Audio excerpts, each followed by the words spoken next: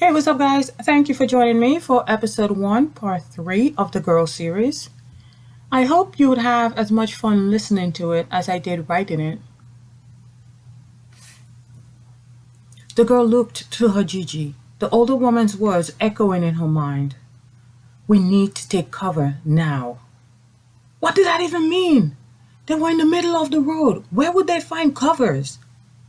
And what was that big boom that only moments earlier appeared to have rattled the village? A thought suddenly entered the girl's mind.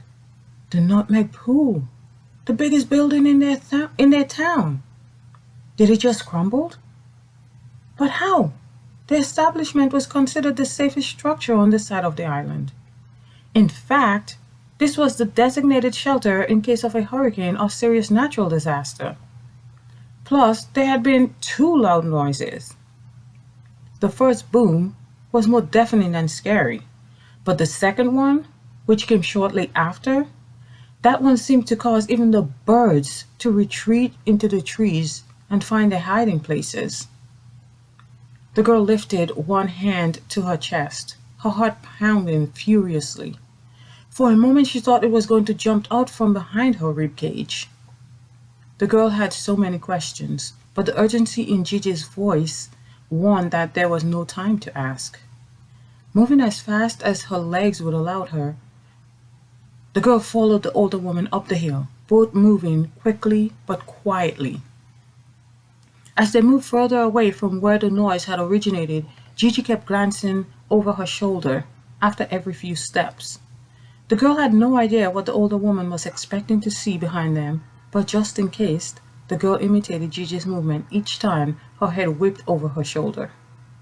About a half-mile later, Gigi and the girl came to the entrance at the mouth of the trail leading to Gigi's house. Gigi made a right turn, ready to step off the main road. Then, as if suddenly remembering that she was not alone, the woman tossed her head over her shoulder and spoke to the girl in a hurried voice. Her instructions were clear. Go home. Go straight home to your mother. Make haste and do not stop until she was inside the house. Still confused, but feeling in her gut that she was better off not trying to question the older woman, the girl moved to do as she was told. Disappointment circling her heart, the girl hurried away, retracting her steps from earlier that morning. However, about halfway to her destination, the girl heard a loud rumbling sound in the distance, the sound resembling that of an old pickup truck. Uncertain of what to do, the girl glanced to either side of the road, thinking maybe she'd be safer if she hid in the bushes until the transport rolled by. It was just a hunch. But safe from what? The girl had no clue. The moment the thought formed in her mind, the girl jumped to the side, landing in a shallow ravine that had dried up in the absence of rain. Narrowly escaping being discovered, she tucked her head in her lap, her eyes glued shut.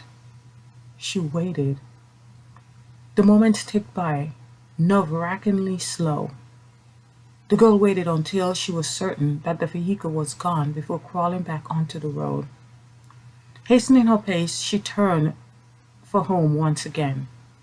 But before she could take more than a couple of steps, another transport appeared, seemingly out of nowhere. This vehicle carried more passengers than the one before.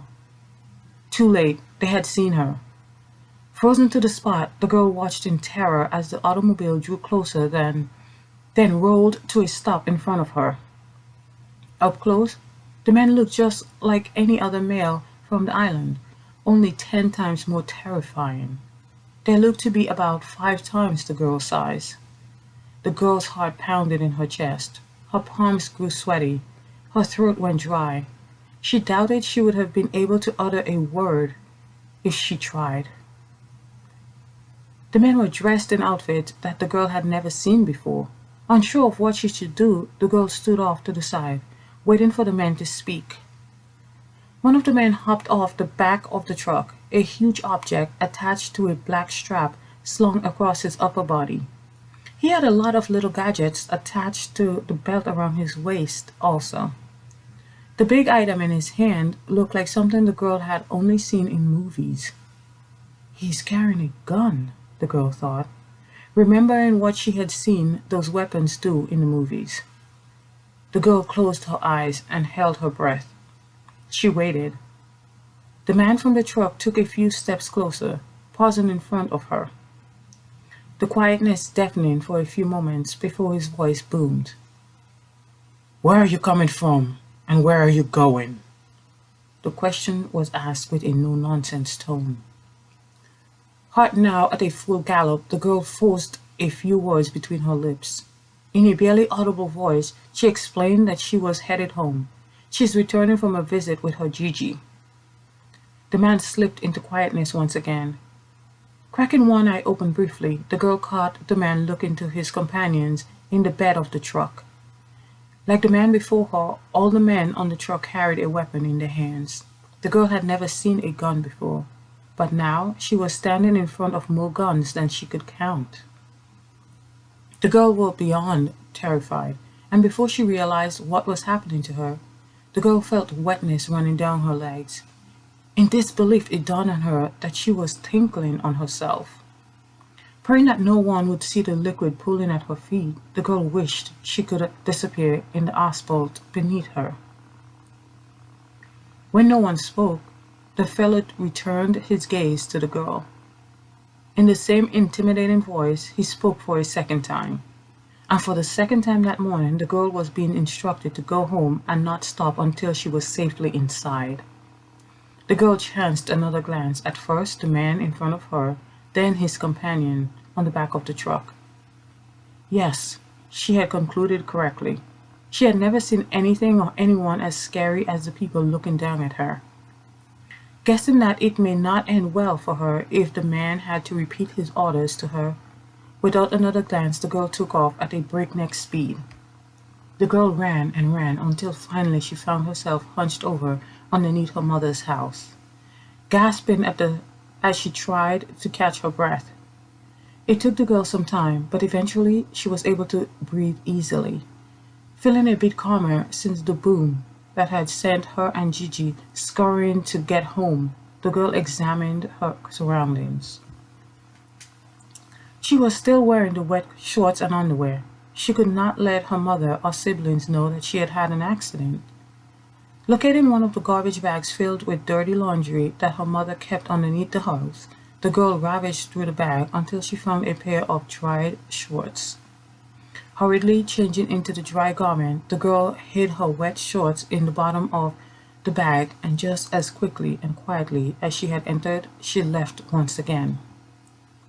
Doing her best to avoid being seen by her family, the girl slipped to the back of the house. Keeping to the shadows, she hustled up the little trail that started in the back of her mother's house and led to her maternal grandmother's place. Doing her best to avoid the dried leaves on the dusty ground, the girl ducked behind the latrine. Tiptoeing her way along the path, she continued on until she came to a half-open door of the little kitchen attached to the edge of the wooden house her grandmother shared with the girl's uncle and older sister. The girl Gigi was her favorite person on the planet, but her grandmother and older sister tied for a close second. Before entering the home, the girl called out to her grandma from the outside. But after a number of her calls went unanswered, she decided to check in the little garden behind the house for the older woman. Making her way around the back, the girl heard the noise before seeing the woman. She found her grandma exactly where she knew she would be, tending her vegetable garden. The girl drew closer and realized that the woman was methodically digging into the ground. That could only mean one of two things: that grandma was either planting something or digging for the yams or potatoes that she had planted months earlier. Approaching her grandma, the girl stood by quietly, watching the woman. Her precision at digging into the dirt with the machete was mesmerizing. The girl's grandma worked in silence until she pulled out a well-formed root of yam from the ground. Daring to speak at that point, the girl asked the question that had been on her mind the moment she'd heard the first loud boom.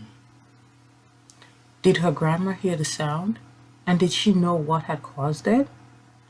Then, realizing that her grandmother was alone in the garden, the girl inquired on the whereabouts of her older sister.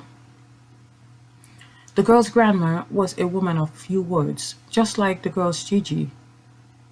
A long quietness followed, and the girl was caught up in her own thoughts. Then, the older woman pointed to the radio sitting under the shade of a star apple tree, resting on a bed of dry leaves. The news was on. The announcer was advising everyone to stay inside. There was something happening in the capital involving the country's prime minister. Starting immediately, the island was under curfew. No one was to leave their homes. Anyone caught breaking the law would be arrested. The girl had no idea what being under curfew meant. Why did everyone have to stay inside?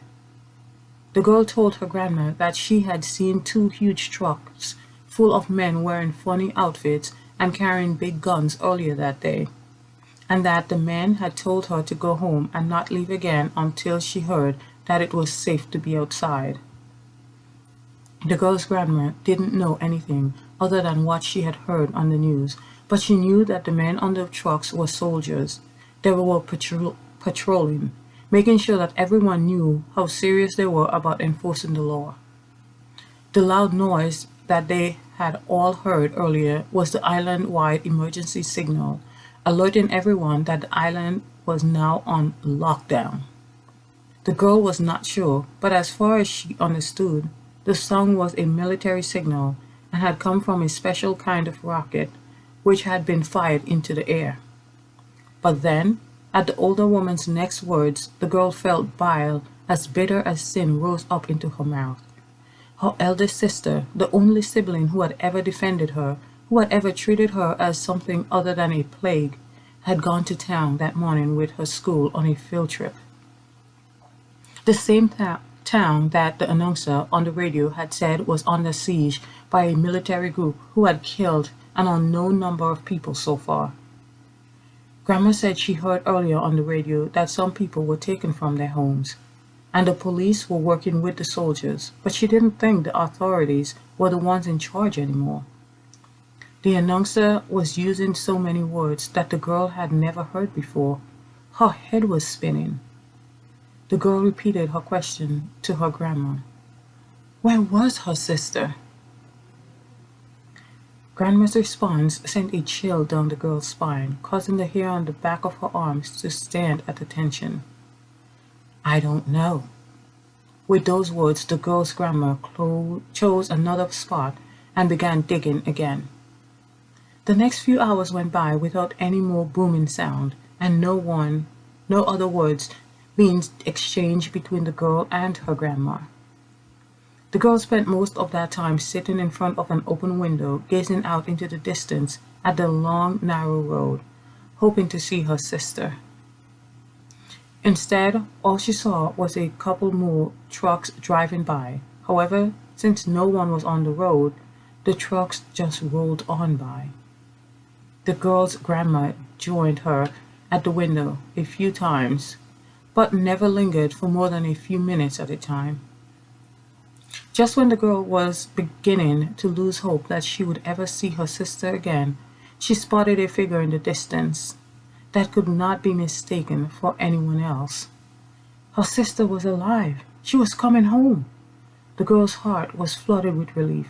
She yelled for their grandmother, who hurried over to the window. A deep sigh of relief escaped her lips. She didn't say it, but the girl knew that her grandma was just as overjoyed as she was. As the figure grew closer, the girl kept her gaze trained on it. The girl had never been hugged before. Her family was not affectionate towards her, but she felt this odd desire to wrap her arms around her sister. It felt almost like an uncontrollable craving, something that the girl had never felt in the past. The figure grew even closer. Then the older girl was at the entrance to their grandma's house. Only then did the girl realize that her sister was not alone. The sister was being accompanied by a man who was dressed identical to the terrifying men the girl had seen Earlier, this man was also carrying a gun that was strapped to his body, but not glued to his hand like the man from earlier. The man wore a funny looking hat with its brim pulled low over his forehead. The girl began shaking while she stood. In a second later, a second later, recognition smacked her in the face. They had just stepped onto the platform to her grandma's house, and the man looked up. The girl let out a shuddering breath as she willed her heart to stop pounding. The man walking beside her sister was her uncle, her grandma's only son. Then the girl thought, oh, finally, someone I could talk to. Someone who will have an answer to all the questions bouncing around like a boomerang in my head. The girl rushed to the door and flung it open before either her sister or her uncle had the chance to reach for the bolt on the inside of the bottom half of the door. Before the girl could get a word out, her uncle gave her the hi and bye greeting, then turned to his mother and demanded, rather than suggesting, that she and the girls stay inside, do not leave the house until his return. With that, the uncle was gone, leaving all three females looking at each other in what looked to the girl as horror. Recovering her senses eventually, the girl turned to her sister, still feeling the desire to wrap her arms around her. The girl fought the urge, not knowing how such affection would be received. She decided to ask a few questions instead. The girl fired off a million questions at her sister, but the older girl, seeming not to hear a word, turned her back on her younger sister, then walked to a corner of the room and sat wordlessly. The girl walked to the other side of the room and retook her seat at the window, staring off into the distance. Sometime later, the family heard loud noises rang out in the distance. The girl's grandma pointed to the bedroom, and all three crawled under the bed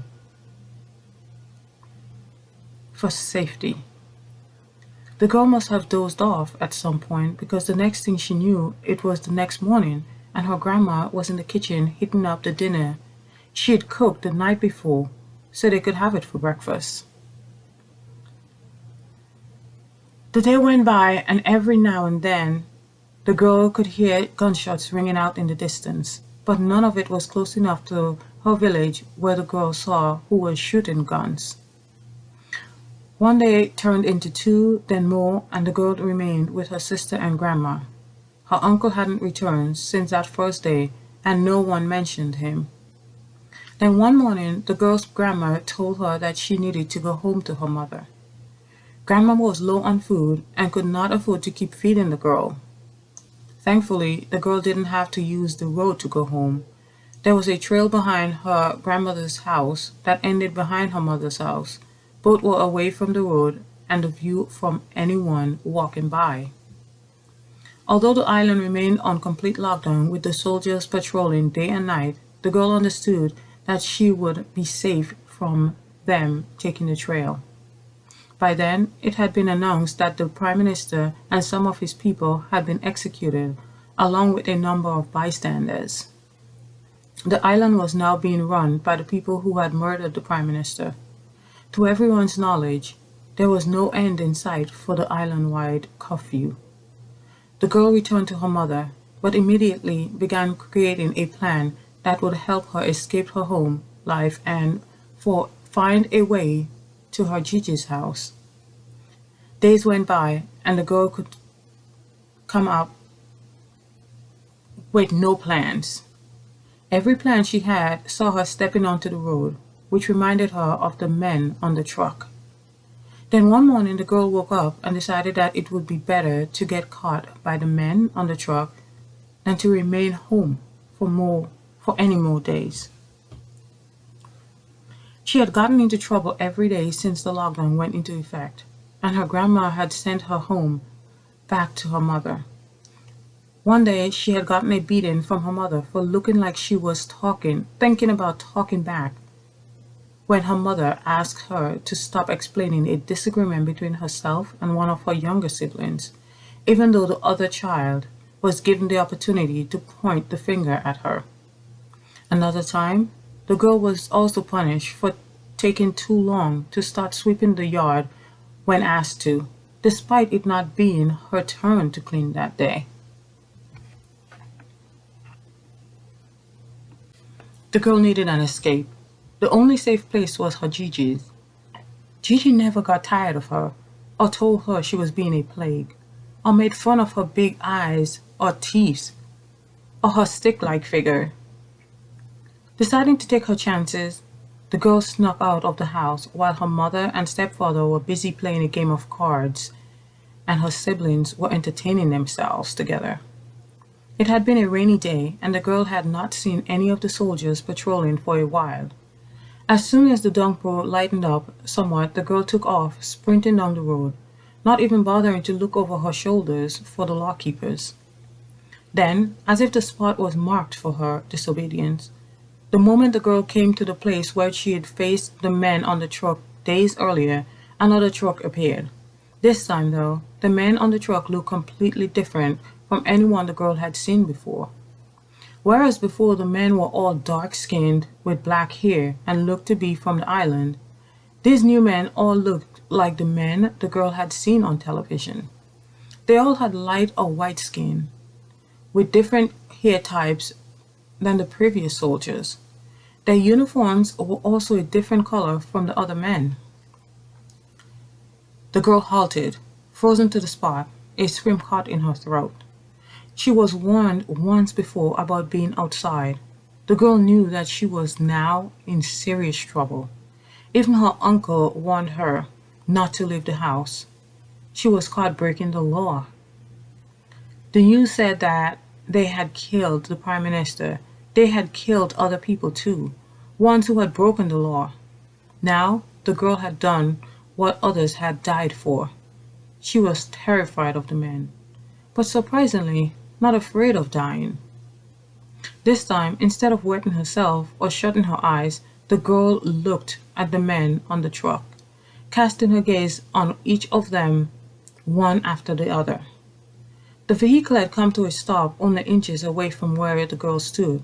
One of the men had exited the front passenger side of the vehicle and walked over to stand in front of her. The girl looked away briefly, then returned her gaze to the man.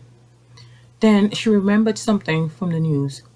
They had said that some American soldiers were on the island, working together to put an end to what they were calling a revolution. Could this be them? The girl wondered. Moments later, the man spoke in an accent the girl found almost impossible to understand. She looked at him, unsure whether he was asking a question or giving a command. The girl lowered her eyes to the ground, waiting for the stranger to unleash his punishment on her for her disobedience. Receiving no response from the girl, however, the man reached into his pocket, retrieving an enormous packet from the side, then touched the girl on the shoulder. When the girl hesitantly lifted her gaze to meet him, he handed her the carton. The girl's eyes met one of the kindest smiles that she had ever seen on a human being. The man uttered one word: food. Then for the third time since it all started, another person instructed the girl to go home and not leave until she heard it was all clear. How could she not leave?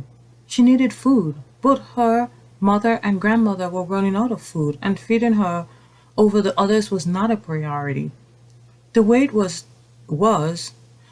everyone else first, and if there was leftovers, then the girl got some. Now that she had food in her hands, she began debating whether she should return to her mother's house or continue on to her Gigi's. The man didn't know which way was her home. He didn't even know who she was. The girl thought she'd wait until the vehicle drove off before picking a destination. The man on the truck must have misunderstood the girl's hesitation, because soon one of them handed his companion another packet of what the girl understood was food. Then another one turned his over also. Next thing the girl knew, she was trying to hang onto more packets than her long arms could wrap around. More of the men had handed over their meals. At that point, the girl came to realize that the decision had been made for her. She now had so much food, she could not leave her mother and siblings at home to starve when this could feed everyone for at least a few days. Thanking the men before they drove off, the girl turned around and headed back to the place she'd just been running away from. Maybe bringing home enough food to feed everyone would buy her mother's good graces for a few days. At least, she hoped. Thank you for listening.